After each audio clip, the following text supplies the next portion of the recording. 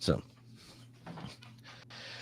plus, once it gets going, people, and I think y'all can see the chat boxes, right? I see a private chat, and I see Oh something yeah, off to the right. yeah. There we go. Um, Constance is with the reading group in New York. Yeah, I see things popping up. There's Michael and Cindy, We got Mari. we got the Canadians. Uh-oh. Watch out. So that's Marines from. Is that, would you pronounce that Midlothian in Virginia? Because Midlothian is the part of Scotland where Edinburgh is, but it's spelled different. But America's borrowed all sorts of names and switched to vowel, and they're like, it's unique, or they just put the word new in front of it. Right. That The that makes it ours. yeah, I was in the town of York on New Year's last year, Mm. and they have a giant New Year's party, and I was like, oh wow, they have one this big in New York, and the response I got was they were like, oh, we know, we invented Right. it, you know. I was Probably like, oh. got a probably got a good old side eye. They're like, look, here he goes, the American. Right. It's like, wow, this is a really big New Year's celebration in York. It reminds me of New York cities. That's just what they wanted to hear an American do. Yeah, Hmm. yeah. It's one of those times, like halfway through saying it out loud, I connected dots. I'm like, I get it. I get it. New Zealand is here. Wow. That's I know great. what's the what time is it in New Zealand? What is it's earlier? Is that right? It's tomorrow. Or it's tomorrow morning? Is that Mm. yeah. Yeah. There's a Hey, Haley and Mark, Chris. oh, there we go. We got Georgia. So Hey, Lucy. I'm home. awesome. Well, we we can get started in just 1 minute. But for all of you joining, you're like, whoa, you do have a special guest. You weren't lying in the email. If you didn't read your email, then surprise. Um, but the flow will be a little bit different. Just since Chandrika is only here this week, we want to make sure that the questions and stuff, especially if they're geared towards what she's doing, um, you know, those get featured. But we'll make sure we collect them if we don't get to them all. No worries. All right, let's see. Excellent. All right, I'm going to hit record. There we go. All right, hello everyone. This is Trip, and this is our third live stream. Having some fun with a couple thousand people as we go through Brian McLaren's newest book, Do I Stay Christian? And we have some serious questions sent in tonight, but we also have a rather exciting special guest, which will liven things up. People are like, look, Trip, you and Brian, that's all well and good, but you two talk all the time. Can we have some variation here? So Brian's like, I have a friend, Trip, that I want to introduce you to. So with that, I want to let Brian do the introduction, and then we will go from kind of a conversation with Chandrika and her new book and how it connects to the themes in Brian's, which you'll see makes perfect sense. And then I've been collecting questions, and we'll pick the ones from the chat as well. And I will attempt, we'll see how well this works, at just asking the questions for them to answer. You can grade me at the end, Brian, if I do a good job avoiding talking. I am happy to hear you talk, my friend. All right, always. We'll see. All right, so I'm going to turn it over to Brian to do the introduction. Sure. Well, first, thanks, Trip, and thanks everybody for joining us. And I am really happy to have a new friend, Chandrika Phea. to be with us. Chandrika, I don't exactly remember how I met, so I'm going to tell my version of it, and then you can correct me and straighten me out. But around the time my book, Do I Stay Christian, was being announced that it was coming out, I heard about Chandrika's book that is called Lord, I Don't Want to Die a Christian. And I guess, did you send me a copy of the book? And I read it and I just fell in love with it. And I thought, smart minds think alike, similar struggles, but also very different backgrounds. And Chandrika, I wonder if you would just introduce yourself, tell a little bit about your story and the book, and also straighten me out on how we first met. I believe you have it right. I heard about you from my publisher, who was And we'll pick the ones from the chat as well. Oops, there we go. Sorry. Go ahead, Chandrika. I heard about you from my publisher, who was well acquainted with your work, and so yeah, she just encouraged me to reach out. I got you the book, and you surprisingly gladly read it, because this is new for me. This is my first book. I don't consider myself to be a writer, more than I do consider myself to have authored this particular book. And so to be to have the attention of such a writer is still amazing. And we connected, did some video calls, and just connected over our titles and our journeys. And so, yeah, I wrote this book. I'm from Oklahoma City. I am the child of pastors, the grandchild of pastors, the niece of pastors, and I have a degree in biblical studies. I'm also a licensed minister and ordained as well. Have tons of ministry experience, had an opportunity to go and live in China, and China changed my life. And from that experience was birthed this sentiment, not wanting to die a Christian. So remind me, was your background Kojic, Church of God in Christ? Yes, right? raised. I'd say there are, three levels or three sectors or three experiences of Christianity for me. Number one, there's Christianity. Number two, there is the Black Christian church or the Black church, which some would disagree that there is no such thing. But I think anyone who disagrees that there is so much thing is probably not a part of it. But it is its own culture of Christianity. And then there is the Pentecostal Black church, the charismatic Black church, the part of the Black church that believes in speaking in tongues and the evidence of God's glory manifested in our bodies physically. That's a great way to say it. So Yeah. I grew up, in a predominantly white church with roots in Northern Ireland and England, that was really fundamentalist. Even though we were so fundamentalist, we didn't use a word like fundamentalist. We were just Christians and we were just biblical. And Chandrika, I have a feeling that folks who want to say there's no such thing as the Black church are probably white folks who don't want to admit that there's a white church. Yes, that's great.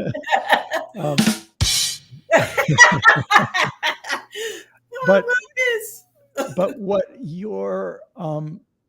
you had an experience that I have met a lot of people had, and I might be wrong about this, but was your work in China, were you connected with Youth with a Mission, or was your work there in China with some other organization? It was with some other organization. It was called Purpose, Plug Into Yours. Okay. And a lot of people I have met who go to be missionaries in another culture, moving from a place where Christians are in the majority to Christians are in the minority, and then just crossing into another cultural world where there are other questions being raised, that ends up precipitating a lot of doubts and questions and rethinking. And I wonder if you could just tell a little bit about how that affected you living there in China. It's so interesting. There are a few dynamics in that. I did go to China to change China. That's what my theme was, and I the only way I knew to change China was to offer Christianity, and so um, I went to China to make Christians, and I believe I did so. However, the doings, if you will, of Christianity, the things that we get to do here in the States to express our religious choices, um, I couldn't do that over there. And neither could I teach that. I couldn't teach, the clothes that we often wear and the crucifixes and the church memberships and what church memberships look like and tithing and offering and communion, and there was just so many different reasons why I couldn't give to my students the Christianity that I was doing. Mm, And so while I couldn't give them that, I couldn't give them that because I couldn't do it. And not mm, being able to do it was changing me mm. while I was teaching or trying to make Christians. Yeah. I was trying to make Christians but couldn't offer them all I knew or all that I do or did. And not being able to do what I was doing here was changing me. And so, Mm, um, because once I came back to the States, after my first year, I was in shock. Was literally experiencing culture shock for the first time, about what I was not doing in China that I never even missed mm, after doing this for over 30 years of my life. So, doing Christianity, my degree is in biblical studies. I received that before I went to China. I received my minister's license before I went to China. My parents were pastors before I went to China. My A lot of my Christian life I had lived before going. I was in my 30s and I was committed to ministry as I had known it. And I couldn't do that stuff over there. And not being able to do it was changing me. I come back to the States for one summer, and everything that I wasn't doing, I was now standing in the middle of people doing it, and I was shocked that so mm. much of it I'd forgotten in just 1 year. So I hadn't realized that I hadn't taken communion. I hadn't realized that I hadn't given an offering or tithe. I hadn't heard the devil or Satan for a whole year. And the shock about that wasn't just that I hadn't been doing it, but that I hadn't realized it. And Mm, that was the beginning of asking different questions. How am I living in another world or in another space where these realities are not necessary? mm. It wasn't necessary for me to talk or entertain this devil. My relationship with God was not different because I hadn't indulged in communion. Yeah. And it definitely wasn't different because I hadn't tithed. I wasn't getting paid American, money, currency. So what was I tithing to? To what? With what? And Yeah. my whole life was just so different and so much better. How could that be? And that's where the questions began for me. And that led to a kind of unfolding, right? And an unraveling in some ways. Yes, I picked up my Bible after I went back to China for my second year.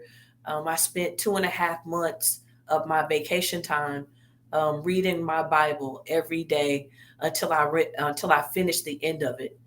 My commitment was to read one book every day, no commentaries. And again, I'm a graduate of biblical studies, so I have them.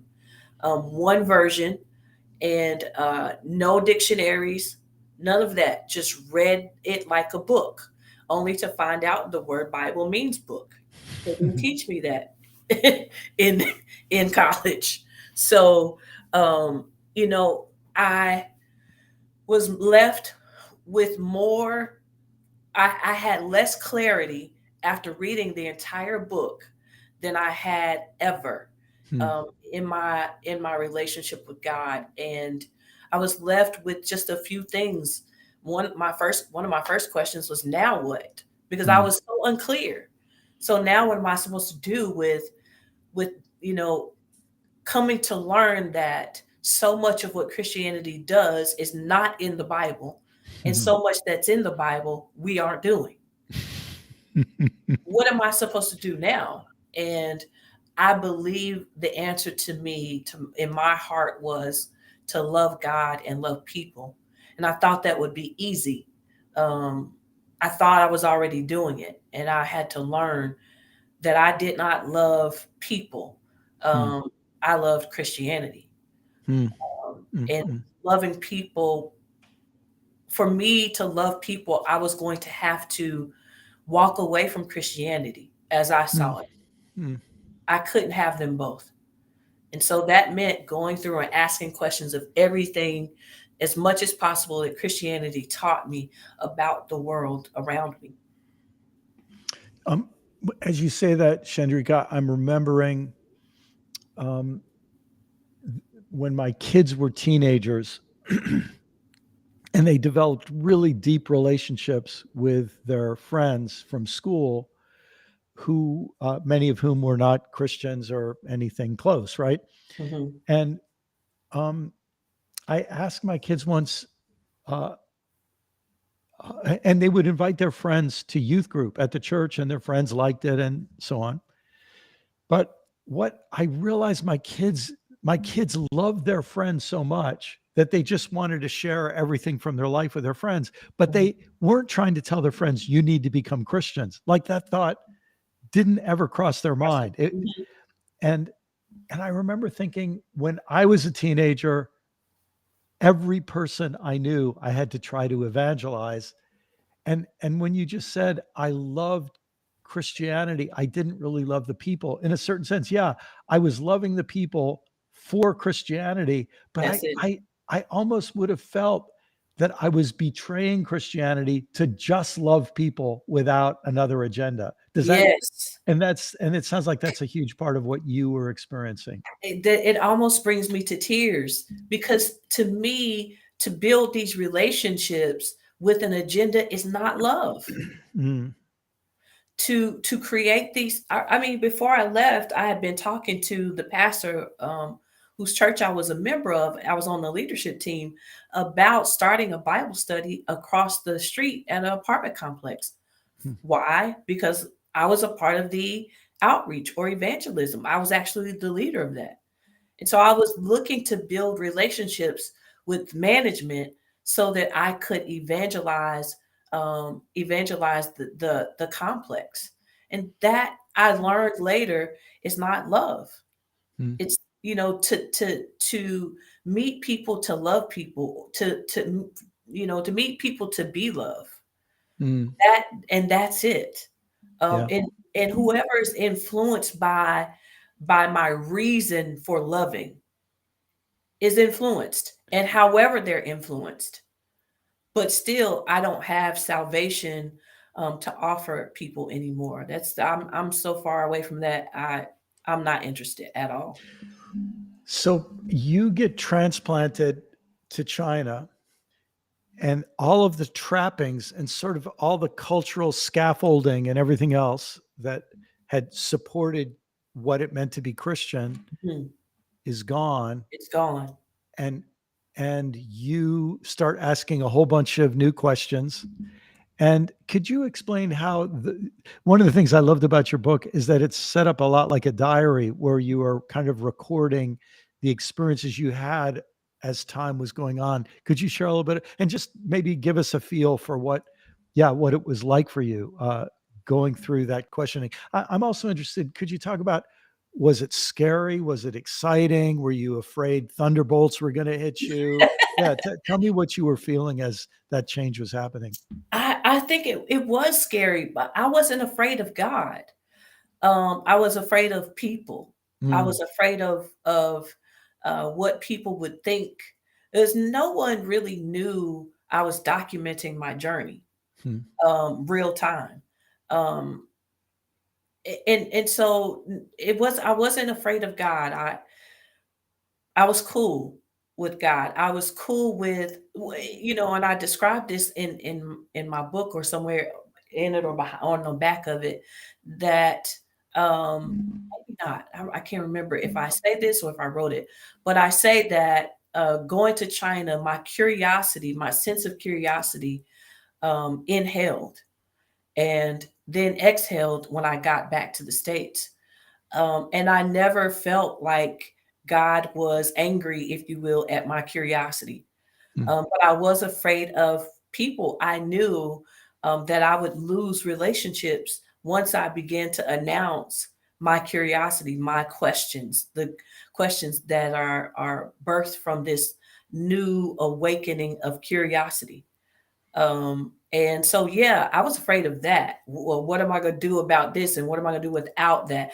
I knew too that I wouldn't be able to go back to Christian expression. I was a worship leader before I left, probably one of my favorite passions. I was a worship leader before I left to go to China.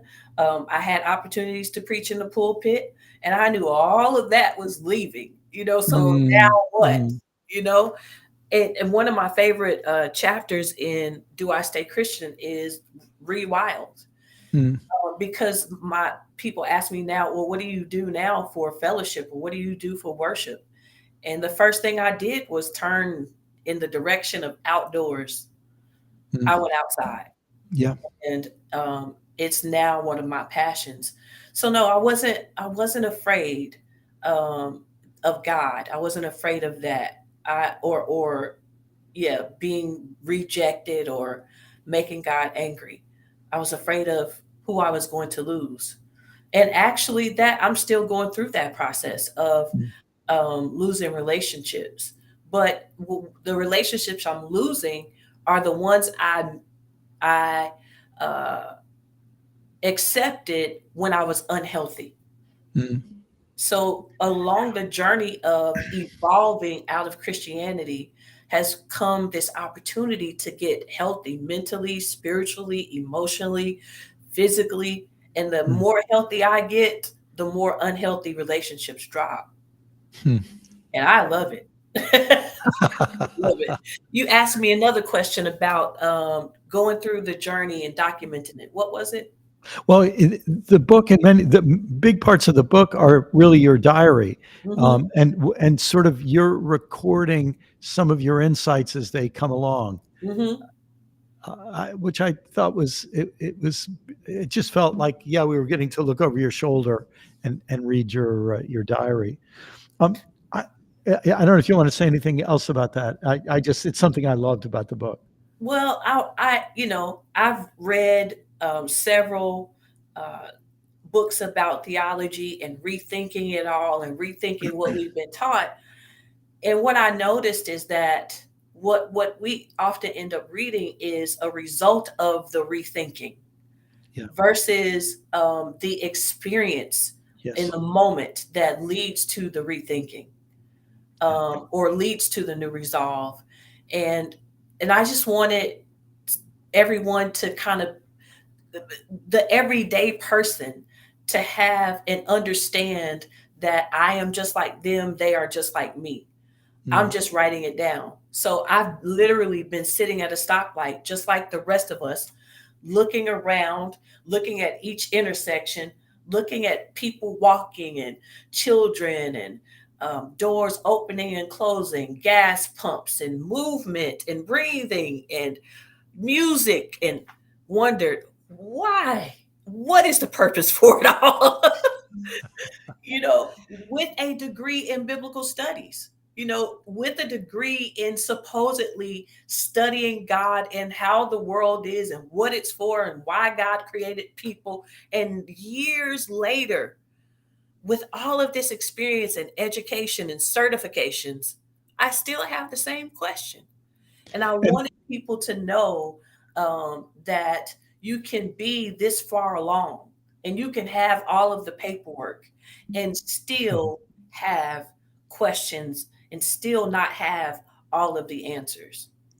So, Chandrika, I want to ask one more question, and then I'll turn it over to Trip and see if some questions have come in. And if folks have a question that you want to ask to Chandrika, if you would put it in the chat right now, that would be great. But Chandrika, when I was first hitting my sort of wave of questions, I was in my mid and late 20s. I was in my mid 20s when I was in graduate school, and I then became a pastor. And after I'd been a pastor for some years, that's when I got hit with a big wave of questions. And, um, I didn't know one other person who in my circle who Right. was asking questions like that. I didn't think there was anybody safe for me to talk to. I think that's different for a lot of people now, but I think I got that feeling as this was happening to you. It wasn't like you'd heard that there's this thing called deconstruction and that there were books about it. You were going through this, and I just wonder if you could talk I wonder if you could talk a little bit about that. And then let me add another twist to this too, Mm-hmm. because there are ways that this opens up in predominantly white churches in America. I think there, and I think a lot of white folks don't know that similar things are happening in black churches because we still live in such a segregated religious world. And I just wonder if you could talk about those things a little bit. Sure. I kind of want to start, backwards in that the culture of Black families obviously and white families are different. And so there is a permission to be curious in white, and I hate to say white culture, but in the States it would be white culture.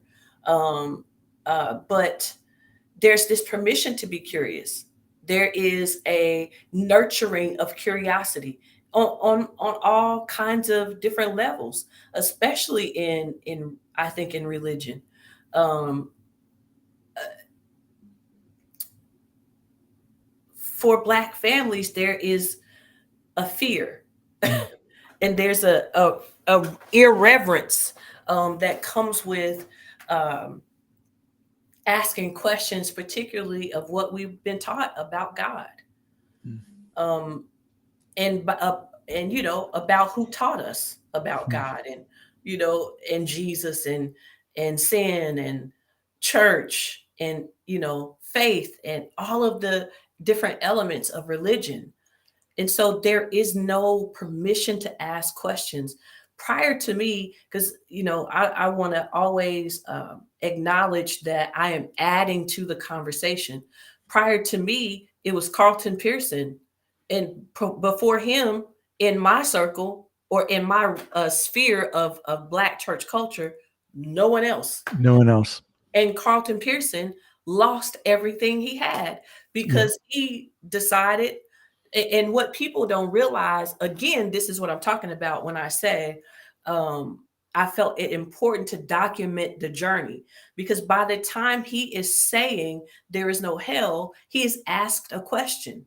Mm-hmm. So instead of talking, I believe this is how it went, but instead of sharing with this congregation that I had a question, shares there's no hell, that God saved the whole world and they just don't know it.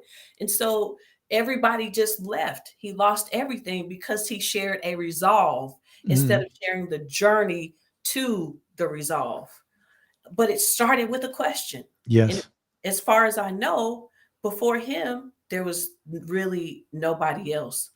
And so, it matters, that it mattered greatly to me, that to write this book and be courageous about publishing it, because there are people like myself who are raised in the box of Black church, and we are inundated with fear around being curious, and we're afraid that we're going to go to hell if we, because to ask questions is to question God, because to ask our parents questions was to question them, and that was irreverent. We couldn't do that, and still can't. I'm almost 50, and still can't, sometimes don't feel like I can have a conversation with my parents. And you can't have a conversation where you can't ask questions, and you can't ask questions where there's no curiosity. Wow. So, that's kind of an unfortunate thing. I wrote the book for my niece and my nephew, who are also being influenced by their grandparents. I want them to know that their aunt had questions about what their grandparents taught their children, and it's okay to have those questions. Beautiful, beautiful. Oh my goodness, so much more we could talk about. Trip, if you have any questions that came in or you want to ask, and while you're doing that, hey, Chandrika, would you just grab the book? I see it behind you, and just hold it up for everybody to see it, because I want people to see it. I hope a lot of folks will pick it up. And if somebody could put the link to it in the like in the YouTube chat, that'd be great. That way, for people that are looking for it, they can find it. Lord, I don't want to die a Christian. My journal and journey to freedom. One thing I would love to hear you say something about, because I didn't know that that you were going to be joining, be able to join until a week or so ago. I haven't finished the book, but that element about the journaling stuck out to me, about like you're observing, in a sense, in the journaling element, the questioning and the transitioning and reflecting that you didn't have permission for in a previous environment, right? Like your fidelity to the cause sends you to China, and then that's the space you get permission to ask the questions and such. Right.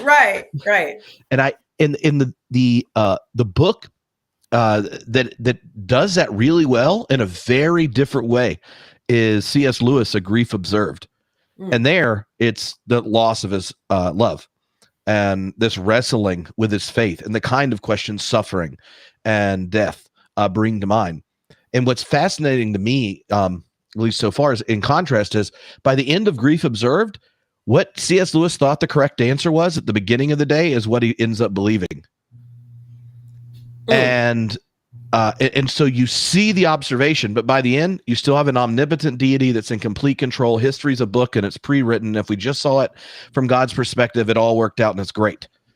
And I just want to say how energizing it is for someone that doesn't have to deny the need for something new.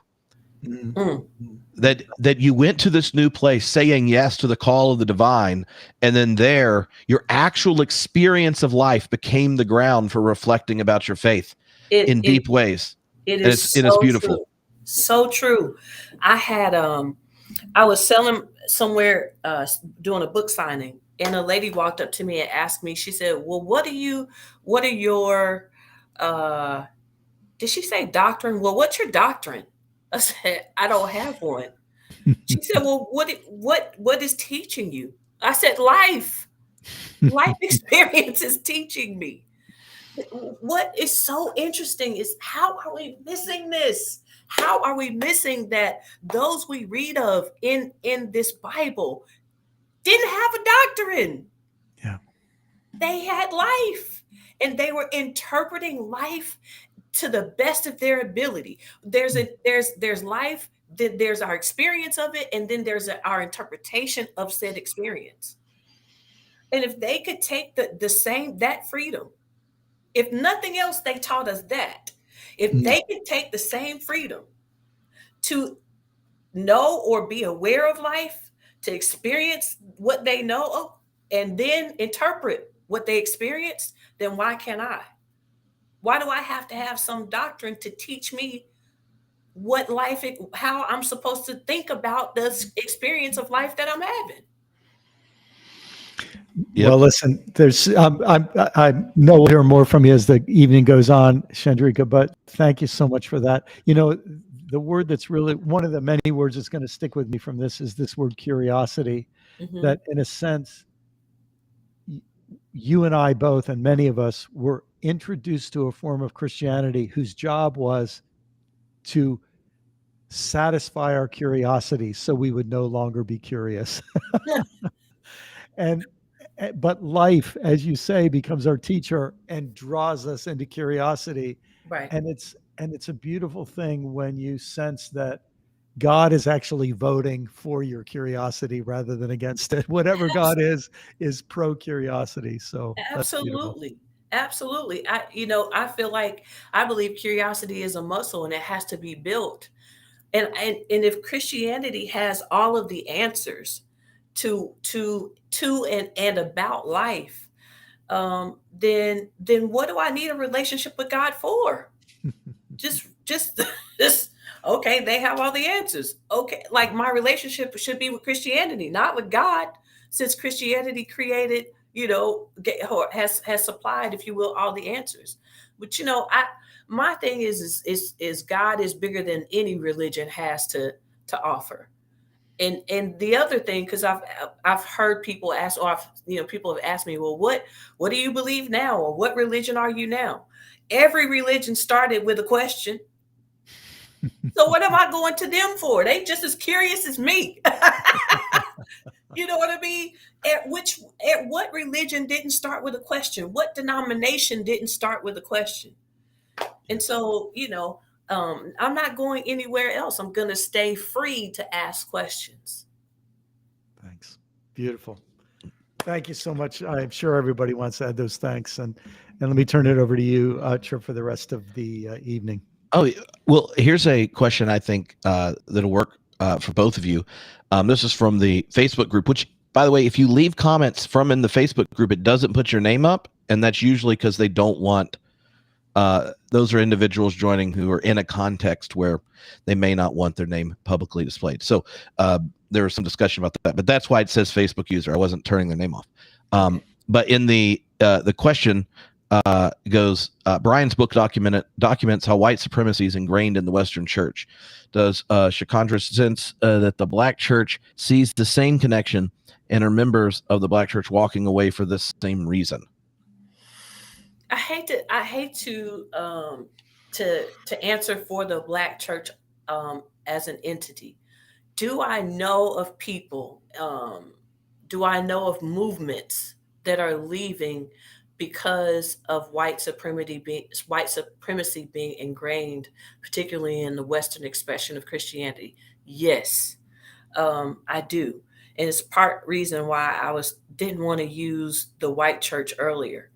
But yes, many people are discovering, many African Americans, people whose roots are that of Africa, are discovering that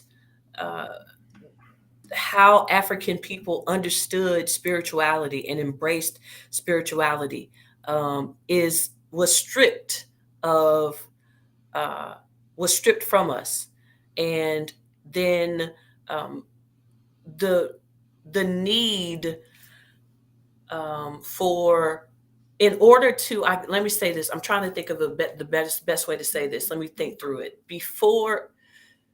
In order to get the economy to be what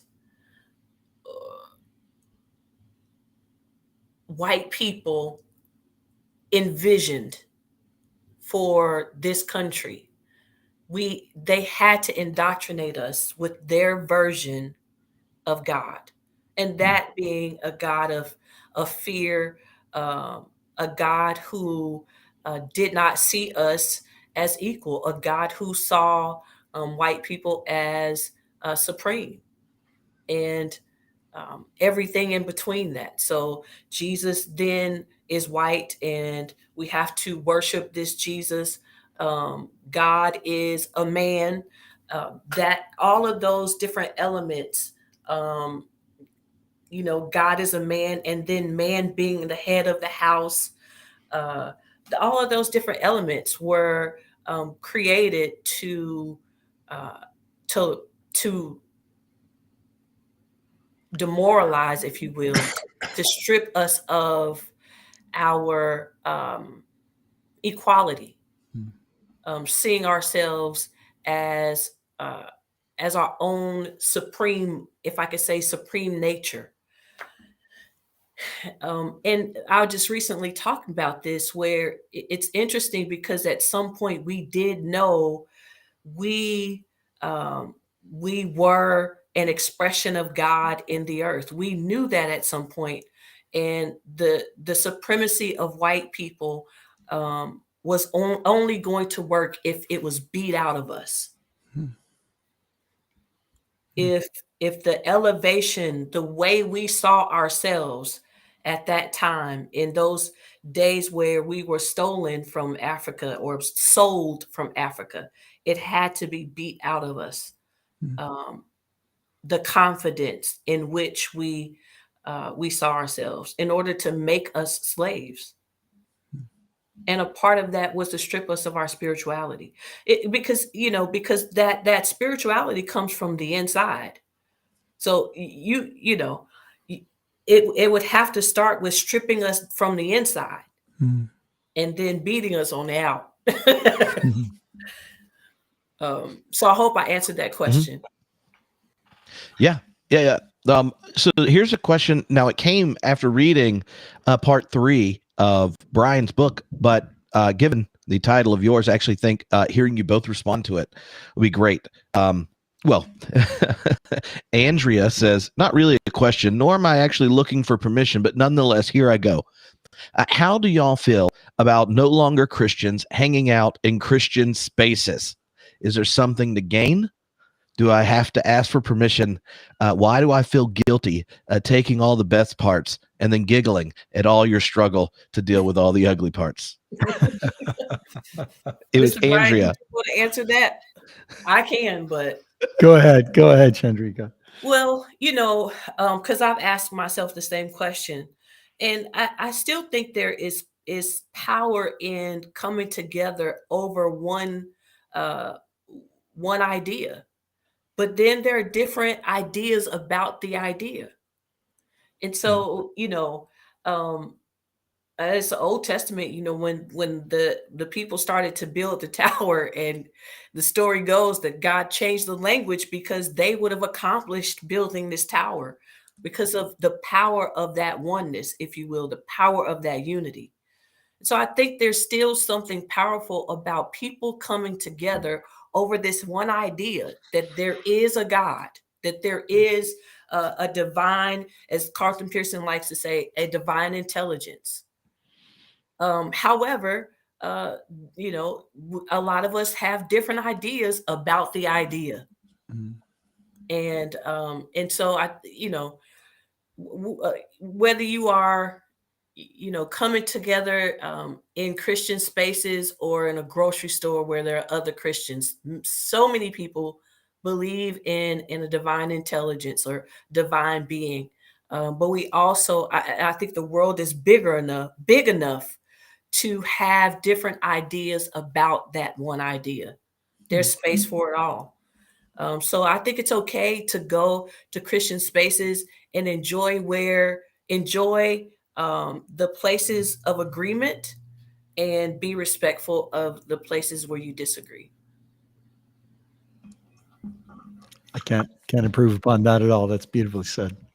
Do you one of the things that, and I imagine other liberal Protestants are thinking this, like the experience that both of you had, because Brian, you grew up in a Church of the Brethren context. So for those of us that didn't grow up there, church and my family, which were pastors' kids, were the ones that encouraged curiosity. Like in middle school, I asked good questions and they handed me books, and they're like, we'll talk to you after you read Paul Tillich, or go read Dietrich Bonhoeffer. Oh, here's James Cone. Like that's just how I experienced.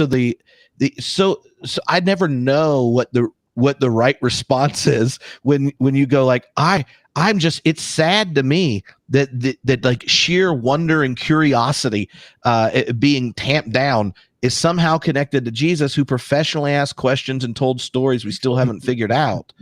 And like, I really don't like when I hear it, I mostly have like deep pain and go, I just wish you had like that one good person when you were a teenager that let you ask all the questions and then go, oh, that sounds faithful. And yet, like, some of the reasons then that people that grew up in that space grow beyond the boundaries they had, those boundaries don't exist for other parts of the church. And so the kind of criticisms are, I don't want to die a Christian, or I don't want to stay Christian. Like the beautiful constructive parts of both of your books are things I go, yeah, like that's awesome. And to me, that was always like part of the gift I was handed. And so do you have thoughts on that? Cause I know plenty of people joining this probably are in mainline congregations where they go, that is weird. So people actually talked about demons at our churches, like for real. And Yeah. like, so you got in trouble for being a universalist? I thought, anyway, so. Yeah. Brian, do you want to answer? Wait, why don't you go ahead, and then I'll add something. I think if I'm understanding you correctly, curiosity was a normal thing for you. Oh yeah. Yeah. And I was a Baptist preacher's kid, and we church planted, but I think a lot of mainline Protestants, their context is one where most of the issues theologically or that kind of thing they just weren't there. There are other reasons we don't know if we want to stay Christian. Maybe the inability to talk about God without crossing our fingers, but like not the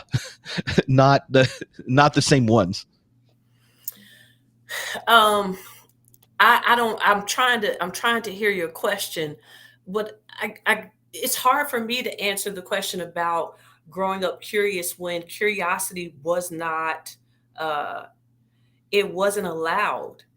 So there was no, particularly in my house and in a lot of Black families, I almost want to say I could speak for the majority of us. There was no, if we didn't pay bills, we didn't think. If we didn't pay bills, we didn't have opinions. There was not conversations in our homes. So, I almost want to say, I think, and I said earlier, if I could just make it plain, curiosity was a white thing. We didn't get to do that. So as much as you are assigning curiosity or saying, I think you're saying that as a Baptist preacher's kid, you were allowed to be curious. But I want to say, don't forget about the element of culture. It just seems to come with being not being a Black person, if you will, or a person of color. Even being able to realize, okay, this is where I'm going because I don't want to die a Christian. I want to evolve out of it. I'm going outside. So many of my Christian friends, my church friends who grew up like me, my Black friends who grew up like me are trying to figure out, why am I in the woods? Why am I in the wilderness? Why am I in the wild, as Brian wrote? Why am I in a kayak? Why? Because our culture is church. Even if Black kids are not going to church, it's in our family to be that. I never am around anyone Black that I don't know who I can assume they know about God, or were taught about God, taught how to pray, taught to go to church, taught to shout, taught to speak in tongues. They were around it. They heard about it, something. So I see your ability to be curious apart from being a Baptist pastor's kid. Let me say first how important I think it is for, especially for a lot of white folks in this conversation, to hear what you're saying, Chandrika. Mm-hmm. It was while I was still a pastor, which was 16 years ago. So it was probably 17 or 18 years ago. I had two young guys find me and come visit me, young African-American guys, Pentecostal. Mm-hmm. I think they were from the AME Zion church. Mm-hmm. And when they described their childhood, apart from hollering and speaking in tongues and dancing and casting out demons and all, when they described their childhood, it felt so similar to mine. And and it was partly, a big part of it was this issue of curiosity. Like, one of the big struggles for these two young men was they were taught the world was created in 6 days and you had to be a biblical literalist. So that fundamentalism is amazingly similar when it's in black and white churches. Mhm. And I think part of what you and Tripp are both bringing up is it's been because of the role of the black church in a white supremacist society. Mhm. In some ways, that patriarchal black church was the place of safety and protection, but then also has a downside of not allowing a lot in the way of curiosity in many of its traditional forms. Thankfully, there have been a few, like Carlton Pearson, and Right. someone in the chat mentioned, 100 years ago, or a little less than that, Howard Thurman would have been an early interesting example of a black Christian theologian who was venturing into broader territory. And of course, Dr. King did as well. But uh, I just want to add one thing, Tripp, to your story. Just earlier today, I was in conversation with an Episcopal fellow a little bit younger than me who has kids in their 20s and 30s. And he was saying how his kids grew up in a very liberal Episcopal church where there was all kinds of doctrinal freedom, but they now don't go to church. And it's not because they experience doctrinal fundamentalism, it's because they experience liturgical fundamentalism. Mhm. And in a sense, they grew up in a church where you could have curiosity about theology, but you still had to show up and act as if organ music and certain exact rubrics and words being used was really, really important. And as they ventured onto a bigger and bigger world, they just thought what we do in that building for an hour on Sundays, it doesn't match the world that we're living in. And this, so I guess one of the things maybe I want to say is that there are different pinch points where we're struggling with based on our different backgrounds.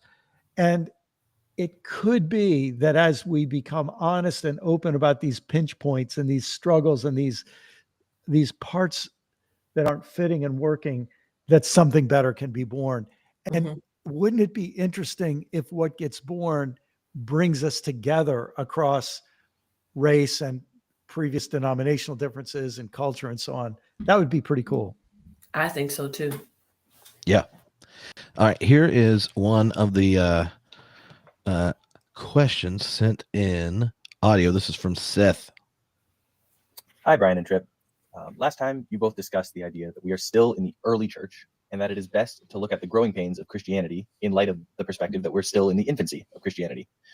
I find this idea compelling, but how do we approach that idea in light of the existential crises, such as the fact that all life seems destined to be destroyed in the next 1 to 200 years due to climate change? Oh, that's Hi, a Brian light and one. Tripp. Last time you both discussed. Oh, sorry.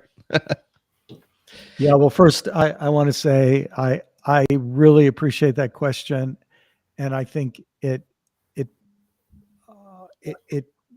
argues for urgency and not a kind of apathy that says, yeah, we're in the early church and these changes take thousands of years and let's just let it be, because we don't have thousands of years. And for all of the religious people who have acquiesced to religious culture that has a speed limit of 15 miles an hour, that's reason enough for an awful lot of people to say, I can't afford, if you're requiring me to be tolerant of change at that incredibly slow pace, I can't live by that requirement.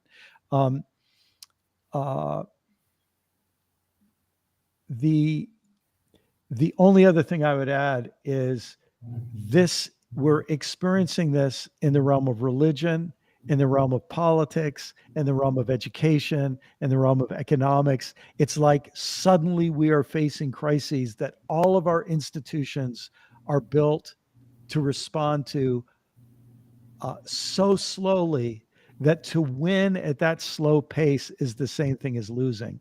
And Mm. that's why more and more of us have to say we're not going to keep creeping along at that slow pace. I think my question is what are we basing Christianity being an infant on? I read that in your book, and I mean, how long is it going to be considered an infant? When is it going to be an adult, a teenager? I mean, at what point will it be? Will more be expected of it? Because as long as we consider it to be an infant, we will accept infancy behavior, right? Yeah. So, when do we expect more of it? When does it Yeah. grow to, I tell people all the time, walking comes with responsibility. And when an infant, we celebrate an infant starting to walk. Come to mama, come to daddy, come on, you can do it. And we cheer the baby on, and he's finally walking. And we have not told the child, we haven't taught it, or at least announced. Now, all of this is great, honey, but it comes with responsibility. That's right. you That's know, right. so this is only the beginning of earning more responsibility. It's great that you're walking, but you're gonna start having to throw your own diaper in the trash, and you're gonna have to start, going to put your things in the sink, and get in the bed Yeah. by yourself. These are responsibilities. So we can't hold the church to certain levels of, or I'm sorry, Christianity to certain levels of responsibility if we continue to see it as an infant. Yeah. And actually, it's a really good point. When I use that term infant, it's just the real purpose of that is to say it's not fully formed, it's capable of change. And one of the things that keeps people from saying that Christianity is capable of change is it's already fully formed. But you're right. There can be problems with using the image of infancy. Mm-hmm. Yeah. So Well, a lot of it is like what the nature of the time scale and the analogy. Um, because if you're using evolution as a time scale, humans are still in their infancy when you look at the cosmic story. Mm. We're dinosaurs were around the 600 and sometimes more than us in length of time.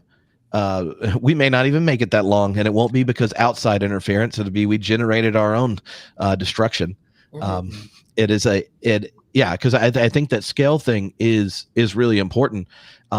And one of the things that I, I feel like there's a kind of cross pressure in your two books. Like one of them, Brian, is like especially in the house section, is like how would we stay Christian in a way that it demands a kind of growth that then ultimately includes a more beautiful account of the faith and a more beautiful engagement with our neighbors and nature and our enemies.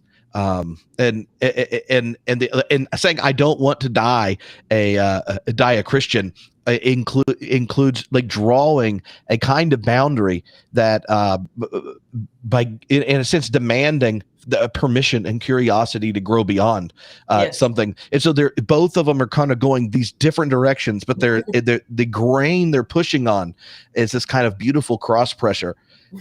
And knowing that Brian read the book and then said, "Oh, come on, can we have like a three-way conversation?" I'd love to hear, Brian, how you hear that cross pressure, and then you respond. This is like the softball for me guessing what was going through Brian's head when he said, "Let's make this happen," and then I start reading. I'm like, "Oh, this makes sense."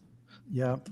Well, I mean, I really like that image of cross pressure. Mm-hmm. I think that works. I suppose, there's a whole lot of people who are afraid. Like Chandrika, one of your friends meets you and they say, "Well, what are your doctrines?" They're afraid we're going to give up too much and lose too much. And I suppose that's a danger. But I'm also really worried about those of us who hold on to too much that won't let us grow. Right. And I suppose different ones of us, we're not all going to end up in the same place. And I think we have to make room for each other to end up in different places. But what that can allow us to do is say, what kind of person am I going to become? How do I want to model living the kind of maturity that we really need? I noticed some of the comments in the chat from people in Australia or New Zealand or other places, have said, yeah, your U.S. issues of black and white don't translate exactly to other places, and that's certainly true. Mhm.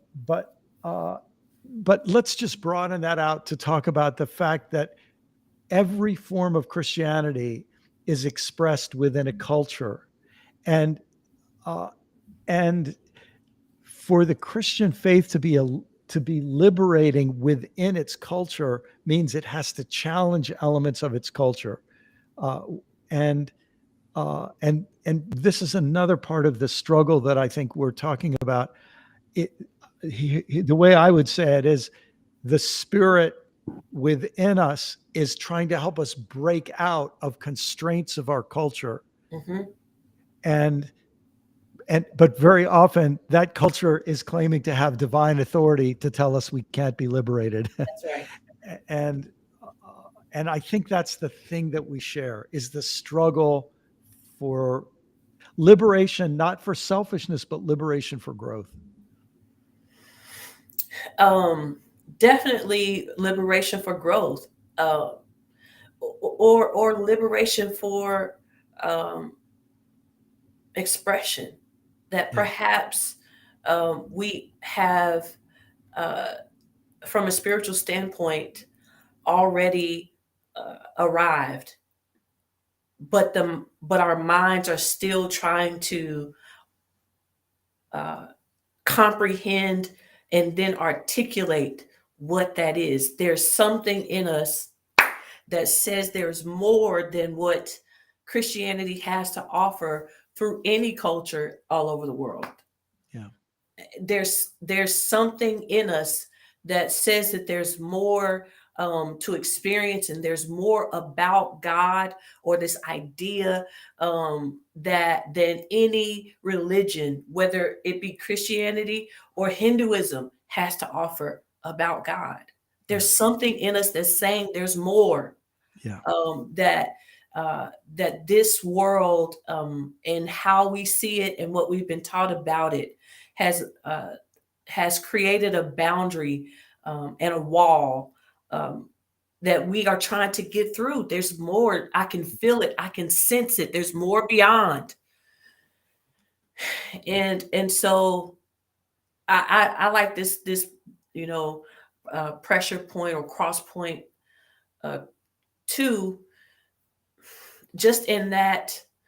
But I guess, but I'm like Brian in that there may be that pressure, but again, it starts with the sense of curiosity, and that is where we meet. Yeah. That he's asking a question. It is not the same question I'm asking, but he's asking one.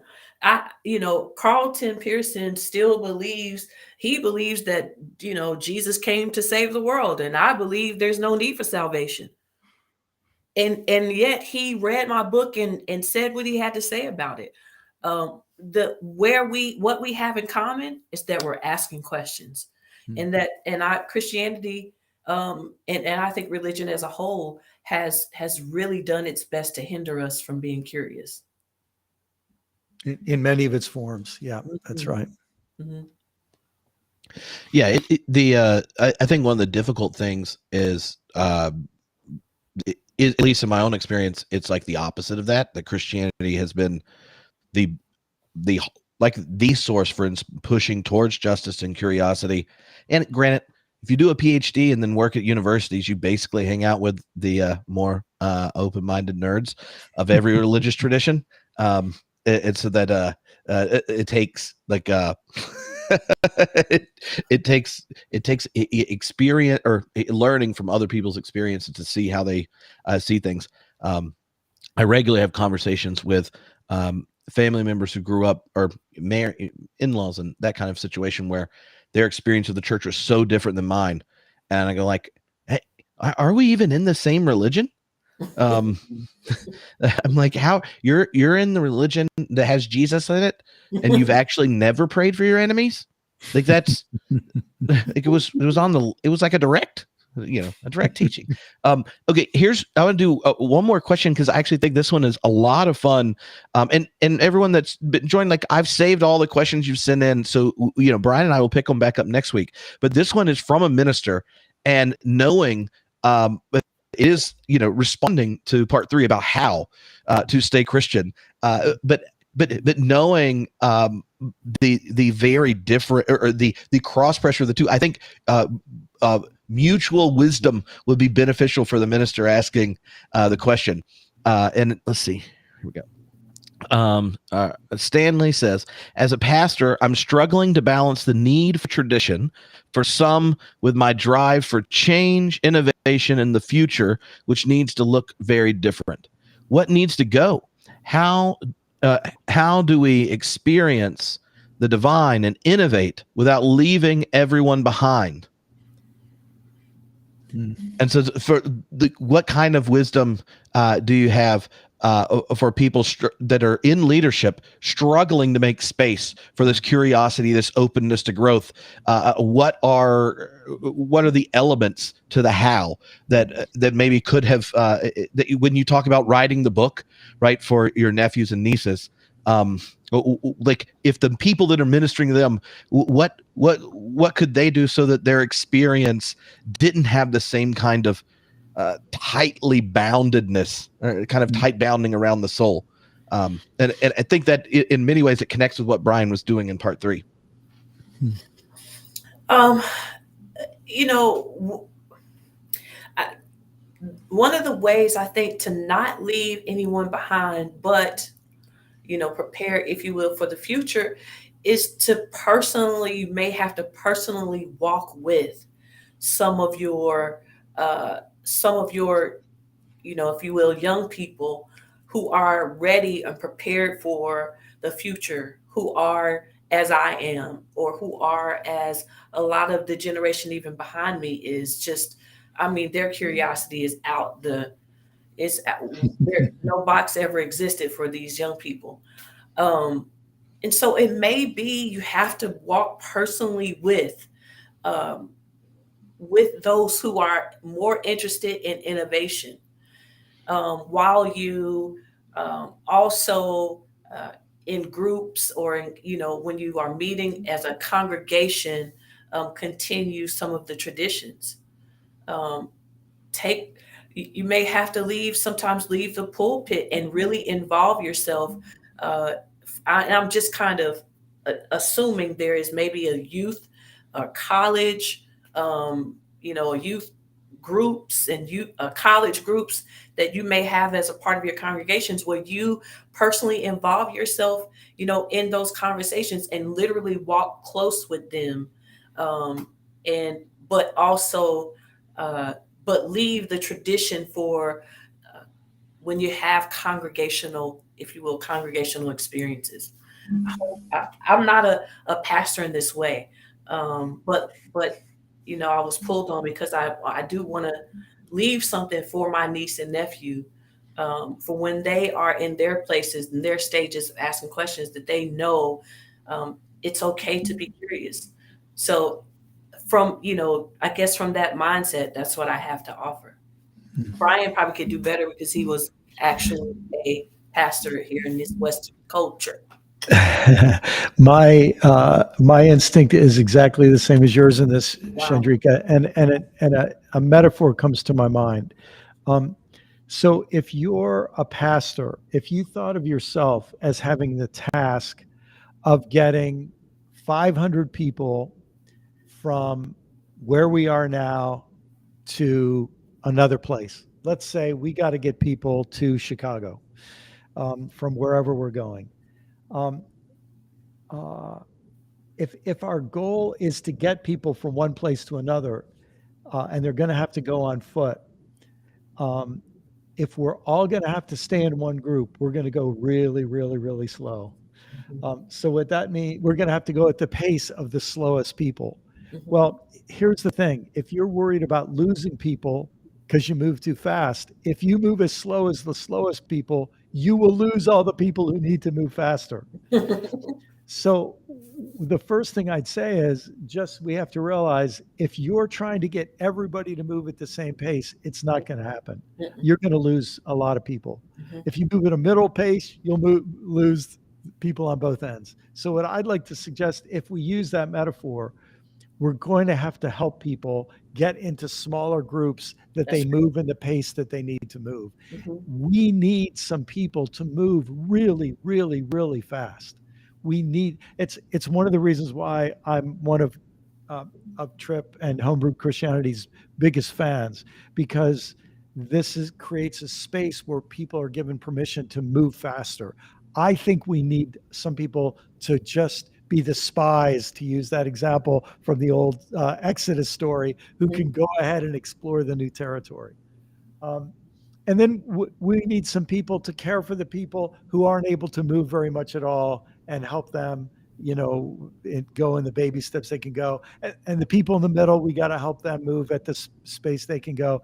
And figuring out ways to help different people move at the pace they need to move, I think is the only way we can think about the challenge at this moment.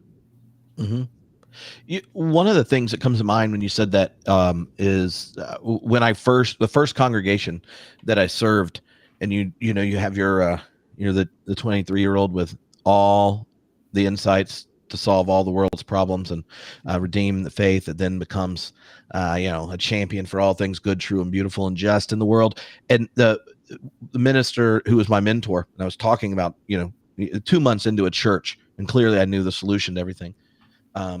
And he said, Tripp, look, I'm not even going to try arguing with you or even disagreeing with you about the vision you may have. And I actually like it. I think it's great. But when you get too far ahead of your congregation, they can't tell if you're leading or if you're attacking. And if you're called to a congregation and they're the ones you're serving, then you need to get to know them well enough to know, I have to stay on the edge of the margin of what's possible for those that that have yet to find a place in that congregation or be blessed by it in the community. But you also, you cannot stay in the desire of the people that hired you. They're hiring you to help them do a better job at following the Spirit, not at reproducing themselves. Otherwise, it's not ministry. And in that tension, I see there, and the most difficult part, I think, for ministers that want to be that want the innovation and want to push it, is realizing that sometimes the best gift you can do in a local congregation is give permission to the people in your congregation that want to do it and cover them, not be the vocal leader for it. And like you mentioned, both of you brought up, like when you have younger people that are excited and things, so the natural temptation for a minister is to grab them and go, let's go for it. Right. And then you get so far ahead, and you get, as opposed to celebrating what they're doing, and then being the advocate on the edge for those that don't make sense. And that task of doing it in a congregation is something you really have to be called to, because it is not comfortable and easy. And when you are there, that's so different. I know, and like Brian said about the podcast, I've had congregants start listening and then let me know that they're really glad I don't say everything in every sermon that I say on the podcast. And they would regularly go, when people come in and they clearly are underdressed and they have tattoos hanging out, they go, "Are you one of Tripp's podcast people?" And it's and all those different things. I think but here's the other part. I'd say, if you're a minister and you're asking that question, then you're probably the right minister for that space. Yeah. If you're losing sleep and struggling with how do we innovate? How do I push as far as I can? That is so much better than than ministers that go, I this is nice. We got a slide machine last year. You know, where like even that innovation seems threatening and too disturbing. So, Hey, I wonder if I could say, I know our time is limited. I wonder if I could add two other little twists on this. I'm thinking of Adrienne Marie Brown, who said, transformation happens at the speed of trust. And I think what she means by that is if people don't trust, if I'm a leader and people don't trust me, they are not going to move with me. They're only going to move to the degree I've earned their trust to lead. That's good. And part of what this I think means is it's one of the challenges of leaders. It's a relatively low level of trust you need to keep everything the same. If people want to keep everything the same, you're not, in a sense, you're tending them, not so much leading them. That doesn't require trust. But if you want to really lead people, earning trust is absolutely necessary. And trust usually comes from two-way communication, speaking from your heart and listening from your heart. And so that's the first thing. The second thing is, I wonder if the language of innovation is not helpful in this conversation for this reason. I wonder if the language of subculture is actually more relevant, that there are people who are part of certain subcultures and they want to have their religion delivered to them in the language of their subculture.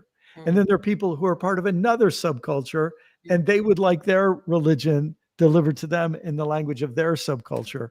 And part of this challenge is realizing that often grandpa and grandma are part of one subculture, mom and dad are part of another subculture, and the kids are part of another subculture. And we're having to wake up to those realities. And in a certain sense, it brings us really almost back to where we started, Chandrika, with your story of finding yourself in China, and in the midst of a different culture, you had to separate out when I use the word Christian, what parts of it are just part of a subculture? What parts of it are bigger than that subculture, and so on. So that might help us a little more than the language of innovation, for what it's worth. And if I could, now I thought surely he would be the last to speak, and I'm not trying to be, but that is really powerful in that you said religion brought to them. Let's just go back to this question, as from a pastoral, a pastor's position, him asking the question. You said religion brought to them, by way of their subculture. And I want to use the different word and say religion experienced through their subculture. Yeah. So if that's the case, though, then that, to me, if we change that word, those brought to experience, then really, Pastor, all you have to do is make yourself available.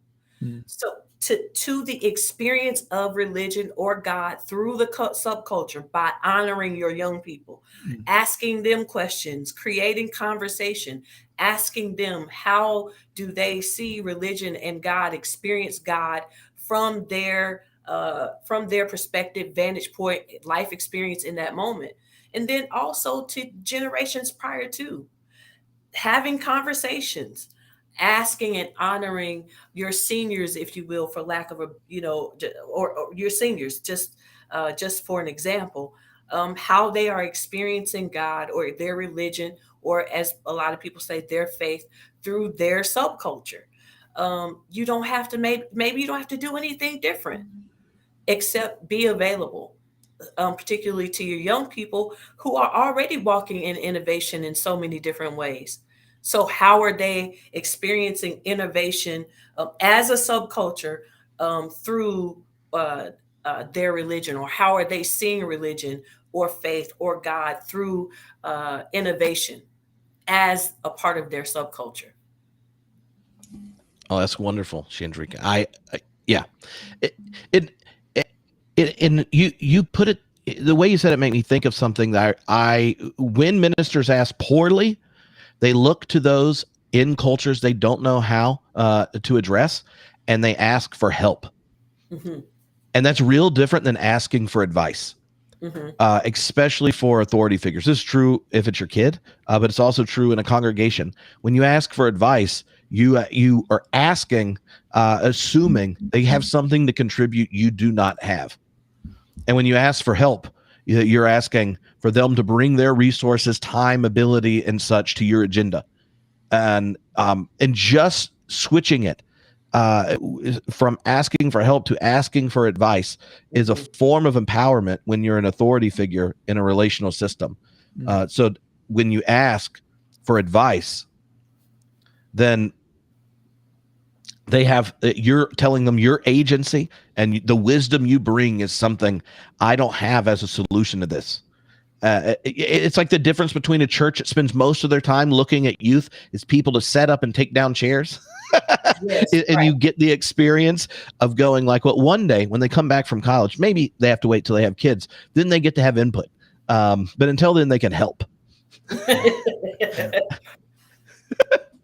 And advice is a form of curiosity. Help is not. So I like it. That's very good. I love it. This has been so much fun. I've really enjoyed getting to meet you digitally. Hopefully, we will get to connect in person. And for everyone on the stream, definitely hold the book back up. So everyone is fully lured into going to get their own copy. Lord, I don't want to die a Christian. Yes.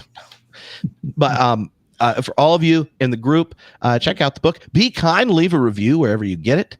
That would be great. Thank you so much. I'm sure Brian would appreciate one as well. They do wonders for the wonderful algorithm that is slowly controlling the whole world called Amazon. Next week, we will gather at the same time. There are a bunch of questions that have left over from the 3 parts. If you have more, you can send them in, especially if you're in a book group. Let me know, like, what is the big conversation you've had in the group, and we can talk about it. And then there are hosts of some really funny and odd questions people send in for Brian and I to talk about. I don't know if we'll get to the exactly if Jesus could eat a microwaved bean burrito at 1,000 degrees, but who knows? There were some creative questions sent in. I'm sure we will have fun next week. But fair game of the whole book and tangentially related things. Probably not microwave bean burritos, but if we go through all the other questions, you never know, Brian. You might have to figure it out. I look forward to it. We'll have a lot of fun. Chandrika, thanks so much for joining us tonight. Really good to have you. Wait, thanks to everybody for being part of it. Whoops. There we go. Clapping. Thank y'all so much for having me. Thank y'all so much for having me. I am definitely honored. Thank you so much.